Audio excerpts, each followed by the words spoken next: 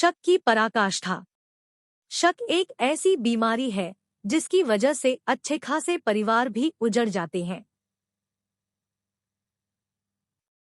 रोहताश के मन में पत्नी के चरित्र को लेकर ऐसा शक बैठ गया कि उसने पत्नी सहित चारों बच्चों का खात्मा करने की ठान ली। उत्तर प्रदेश के जिला मुरादाबाद की तहसील ठाकुरद्वारा से लगभग 8 किलोमीटर दूर दक्षिण दिशा में स्थित है गांव निर्मलपुर। वैसे तो इस गांव में हर वर्ग के लोग रहते हैं, लेकिन यहाँ ज्यादा आबादी मुस्लिम वर्ग की है। 9 जून 2019 को रात के कोई 10:30 बजे का वक्त रहा होगा। उसी समय अचानक इसी गांव में रोहताश के घर से चीखने चिल्लाने की आवाजें आने लगी। चीखने की आवाज सुनकर गांव के लोग चौंक गए, क्योंकि रोहताश का घर वैसे भी गांव के पूर्व में बाहर की ओर था। लोगों ने सोचा कि रोहताश के घर में शायद बदमाश घुस आए हैं, इसलिए पड़ोसी अपनी अपनी छतों पर चढ़कर उसके घर की स्थिति का जायजा लेने लगे।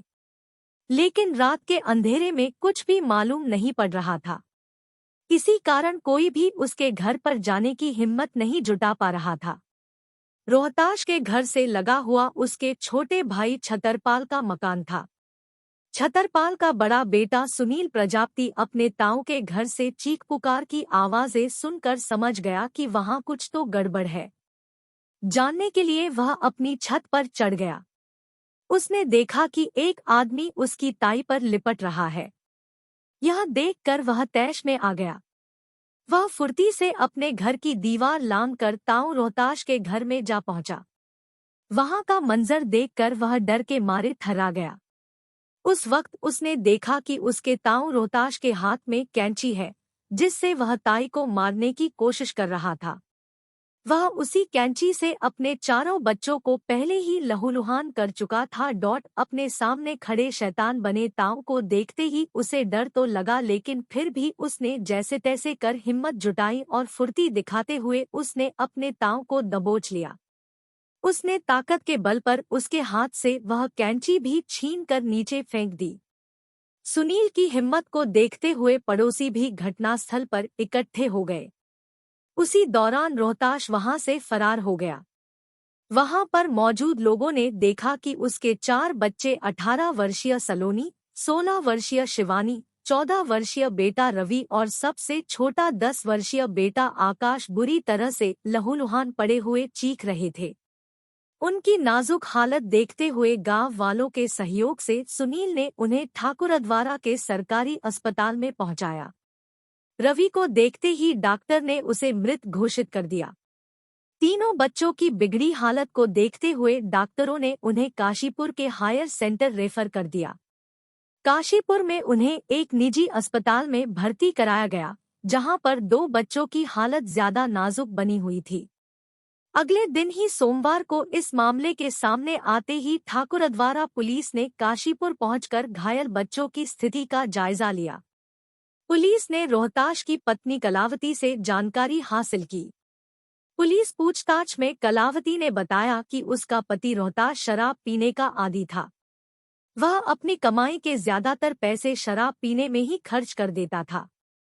वह और उसके बच्चे जब कभी भी उससे खर्च के लिए पैसों की मांग करते तो वह पैसे देने के बजाय उन्हें मारने पीटने पर उतारू हो जाता था। कलावती ने पुलिस को बताया कि रविवार की शाम जब पति देर रात घर वापस लौटा तो काफी नशे में था। खाना खाकर सभी लोग छत पर सो गए। रात में उठकर रोहताश ने गहरी नींद में सोए बच्चों पर कैंची से हमला करना शुरू कर दिया।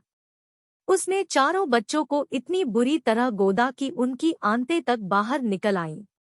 बच्चों के चीखने की आवाज सुनकर कलावती जाग गई। उसने बच्चों को बचाने की कोशिश की तो वह उस पर भी कैंची से हमला करने लगा। उसी दौरान किसी तरह सुनील आ गया।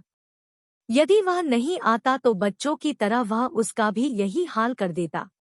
पुलिस ने रोहताश के भाई विजयपाल सिंह की तहरीर पर रोहताश के खिलाफ हत्या और हत्या का प्रयास करने का मुकदमा दर्ज कर लिया। मामले की विवेचना कोतवाली प्रभारी मनोज कुमार सिंह ने स्वयं ही संभाली। कलावती से पूछताछ के बाद कोतवाली प्रभारी मनोज कुमार सिंह को पता चला कि रोहताश के परिवार की माली हालत ठीक नहीं थी। कलावती के पास बच्चों का इलाज कराने के लिए पैसे भी नहीं थे। इस स्थिति को देखते हुए कोतवाल ने उसी वक्त घायल बच्चों के इलाज के लिए 50,000 रुपए की मदद कलावती को की। उन्होंने 50,000 रुपए कलावती के खाते में डलवा दिए।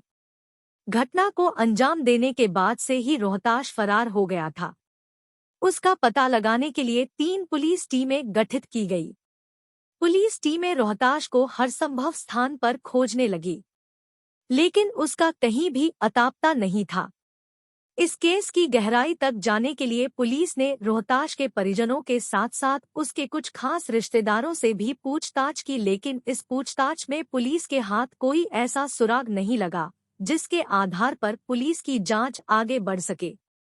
उसी दौरान पुलिस को पता चला कि रोहताश काफी दिनों से परेशान दिख रहा था। उसे तांत्रिकों के पास चक्कर लगाते भी देखा गया था। तांत्रिक का नाम सामने आते ही पुलिस ने कयास लगाया कि कहीं यह सब मामला तांत्रिक से ही जुड़ा हुआ तो नहीं है। पुलिस ने उसकी बीवी कलावती से इस बारे में पूछताछ की तो उसने बताया कि उसे किसी के द्वारा जानकारी तो मिली थी कि वह आजकल किसी तांत्रिक के पास जाता है। क्यों जाता था यह पता नहीं। गांव के कुछ लोगों ने पुलिस को बताया कि रोहताश अक्सर किसी खजाने के मिलने वाली बात कहा करता था। उसने गांव के कई लोगों के सामने कहा था कि उसे बहुत जल्दी खजाना मिलने वाला है। उस खजाने के मिलते ही उसकी सारी गरीबी खत्म हो जाएगी। लेकिन उसने कभी भी इस बात का जिक्र नहीं किया था कि उसे खजाना किस तरह से मिलने वाला है। तांत्रिक की बात सामने आते ही पुलिस के सामने थाना डिलारी की घटना सामने आ गई। अब से लगभग 15 साल पहले थाना डिलारी के गांव कुरी में तांत्रिक के कहने पर एक आदमी ने अपने परिवार के 5 सदस्यों को गड़ा खजाना पाने की लालसा में इसी तरह से मौत की नींद सुला दिया था। अब पुलिस टीम उस तांत्रिक को खोजने लगी जिसके पास रोहताश जाता था, पर काफी प्रयास करने के बाद भी तांत्रिक का पता नहीं चला। इसके साथ पुलिस ने आरोपी रोहताश की तलाश में आसपास के गांवों में छापे मारे, लेकिन कहीं भी उसके बारे में जानकारी नहीं मिली। इसके बाद पुलिस ने उसकी गिरफ्तारी के लिए उसके फोटो लगे पोस्टर छपवाकर अलग अलग गांव और जिले के कई थानों में लगवा दिए थे, जिसमें इनाम की भी घोषणा की थी। पुलिस की टीमें अपने काम में जुटी थी। उधर अस्पताल में भर्ती रोहताश के दूसरे बेटे आकाश ने भी दम तोड़ दिया। इस सूचना से सारे गांव में मातम सा छा गया। कलावती पर तो जैसे पहाड़ ही टूट पड़ा था। उसके 4 बच्चों में 2 लड़के थे जिनकी इलाज के दौरान मौत हो गई थी, जबकि एक बेटी की हालत अभी भी नाजुक बनी हुई थी। उसी दिन शुक्रवार की देर शाम पुलिस को मुखबिर से सूचना मिली कि रोहताश निर्मलपुर के जंगलों में छिपा है। इस सूचना पर कोतवाली प्रभारी मनोज कुमार पुलिस टीम के साथ जंगलों में पहुंचे और घेराबंदी कर रोहताश को जंगल से अपनी हिरासत में ले लिया। पुलिस ने रोहताश से पूछताछ की तो उसने इस वारदात के पीछे की जो कहानी बताई वह बड़ी ही अजीबोगरीब निकली। जिला मुरादाबाद के कस्बा ठाकुरद्वारा से लगभग 8 किलोमीटर दूर गांव निर्मलपुर में रोहताश अपने परिवार के साथ रहता था। उसके परिवार में पत्नी कलावती के अलावा 2 बेटे और 2 बेटियां थीं। रोहताश टेलरिंग का काम करता था। उसके पास खेती की 2.5 बीघा जमीन भी थी। बच्चों को पढ़ाने की खातिर उसे ज्यादा पैसे कमाने की इतनी धुन थी कि टेलरिंग के काम के साथ साथ वह गांव में चौथाई पर जमीन लेकर उसमें भी खेती कर लेता था। कई साल पहले की बात है, रोहताश का अपने घर वालों से जमीन को लेकर विवाद हो गया था, जिसमें कलावती ने भी बढ़-चढ़ कर हिस्सा लिया था। लेकिन कुछ दिनों बाद ही रोहताश ने अपने घर वालों से बोलना शुरू कर दिया। यह बात कलावती को बहुत बुरी लगी। कलावती ने पति की इस बात का विरोध किया, लेकिन रोहताश ने पत्नी की बात को तवज्जो नहीं दी। फिर क्या था, इसी बात पर रोहताश और कलावती के बीच झगड़ा होने लगा। उन दोनों के पारिवारिक जीवन में खटास पैदा हो गई। रोहताश पहले कभी कभार शराब पीता था, लेकिन पत्नी से कलह होने के बाद वह शराब का आदी हो गया। उसने शुरू में टेलरिंग का काम सुरजननगर कस्बे में शुरू किया था, लेकिन शराब का आदी हो जाने के बाद उसने अपने गांव के पास स्थित कालेवाला में अपना काम शुरू कर लिया। रोहताश के चारों बच्चे स्कूल जाने लगे थे, जिसके बाद उनकी पढ़ाई और खानपान व अन्य खर्च बढ़े तो रोहताश को आर्थिक तंगी हो गई। कालेवाला में उसने काम शुरू किया तो वहां काम जमने में भी काफी वक्त लग गया, जिसके कारण वह परेशान रहने लगा। उन्हीं बढ़ते खर्चों के कारण उसे बीवी बच्चे भार लगने लगे थे। जब कभी भी कलावती या बच्चे उससे पैसों की डिमांड करते तो वह झुंझला उठता और गुस्से में उन्हें अपशब्द भी कह देता था। कलावती उसे शराब पीने को मना करती थी, लेकिन वह पत्नी की नहीं सुनता था। इस बात से दुखी होकर कलावती ने यह बात अपने भाई लक्खू को बताई। एक दिन लक्खू कल्याणपुर निवासी अपने बड़े बहनोई को लेकर गांव निर्मलपुर पहुंचा। उन दोनों ने रोहताश को समझाने की कोशिश की तो रोहताश ने कलावती में ही तमाम खामियां गिना दी। उस वक्त भी उसने कहीं भी अपनी गलती नहीं मानी थी। उनके जाने के बाद रोहताश ने पत्नी को आड़े हाथों लिया। उसके बाद तो रोहताश ने शराब पीने की अति ही कर दी थी। वह सुबह ही घर से काम पर जाने की बात कहकर घर से निकल जाता और देर रात नशे में धुत होकर घर पहुंचता। ज्यादा शराब पीने से उसका शरीर भी काफी कमजोर हो गया था, जिसके कारण उसके मन में हीन भावना पैदा हो गई थी। एक बात और, वह खुद को नामर्द भी समझने लगा। अपने इलाज के लिए वह कई नीम हकीमों से भी मिला, लेकिन कोई लाभ नहीं हुआ।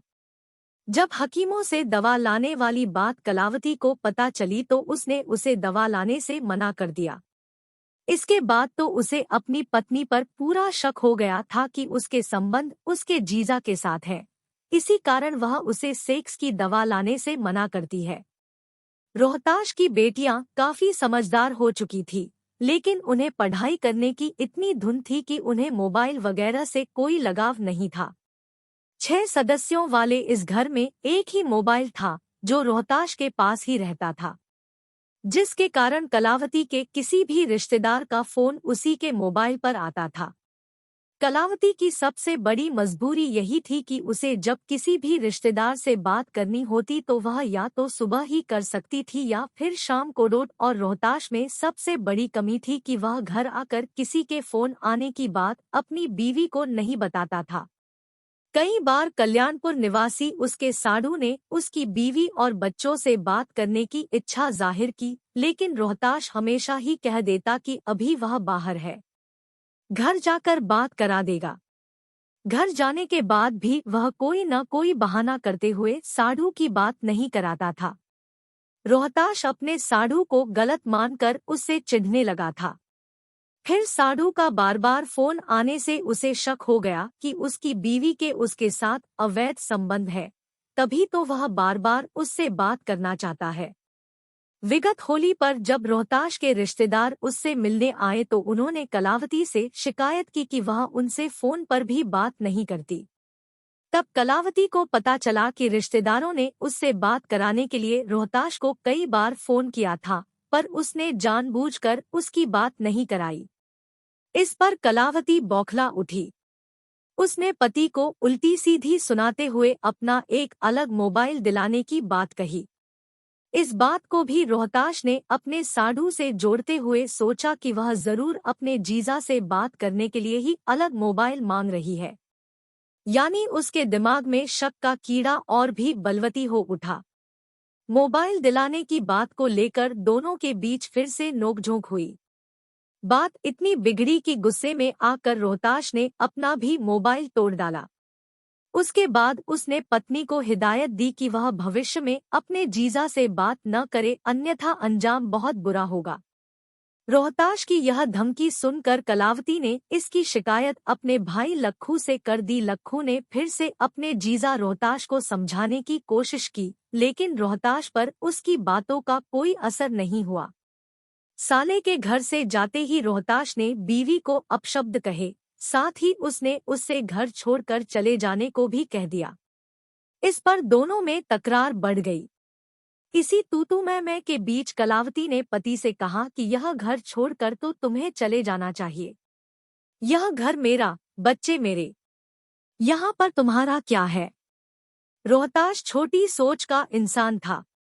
उसने कलावती की बात को दूसरे नजरिए से देखते हुए अर्थ लगाया कि बच्चे भी उसके नहीं तो जरूर उसके साढ़ू के ही है। कलावती की बात सुनते ही वह अपना आपा खो बैठा।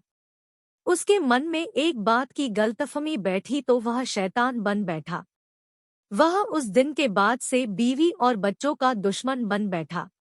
रोहताश अपने चारों बच्चों को उचित शिक्षा दिला रहा था ताकि उनकी कहीं सरकारी नौकरी लग सके।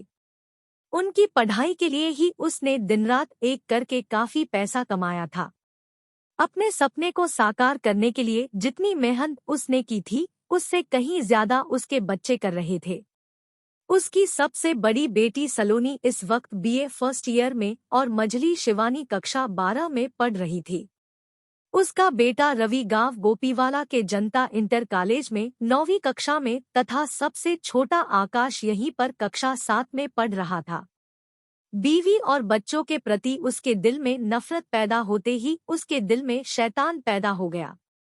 उसने प्रण किया कि अगर ये चारों बच्चे उसके साढ़ू के हैं तो वह सभी को खत्म कर डालेगा।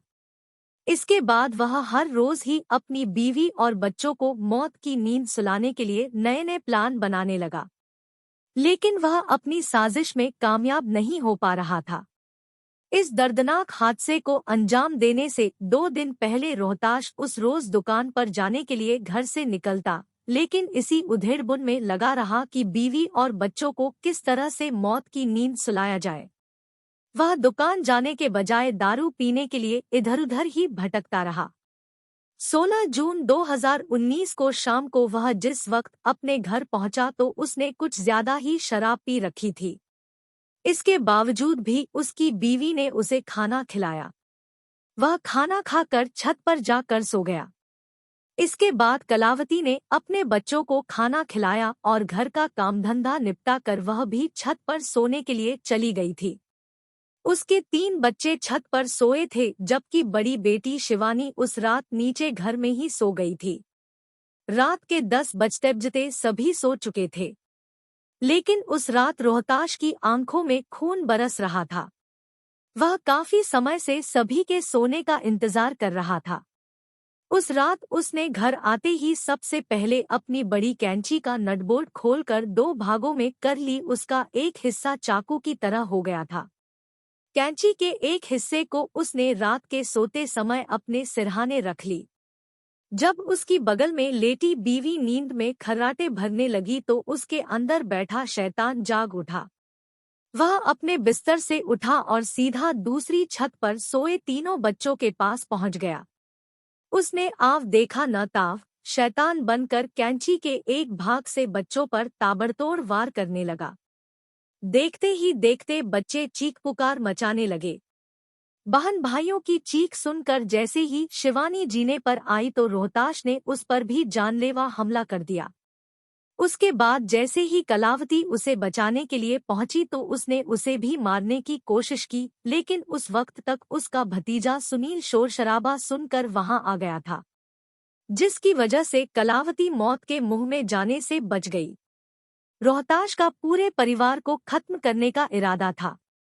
पुलिस ने कैंची का वह भाग भी बरामद कर लिया जिससे उसने बच्चों पर हमला किया था। रोहताश से पूछताछ के बाद पुलिस ने उसे मुरादाबाद की कोर्ट में पेश कर उसे जेल भेज दिया।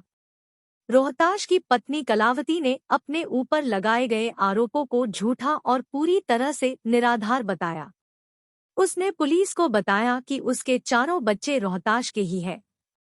कलावती ने पुलिस को बताया कि अगर उसे मेरे चरित्र पर शक था तो मुझे ही मारना चाहिए था। मैं तो उसके पास ही सो रही थी। गांव में इस मामले को लेकर चर्चा थी कि रोहताश ने गड़ा खजाना पाने के लिए ही किसी तांत्रिक के कहने पर यह कांड किया।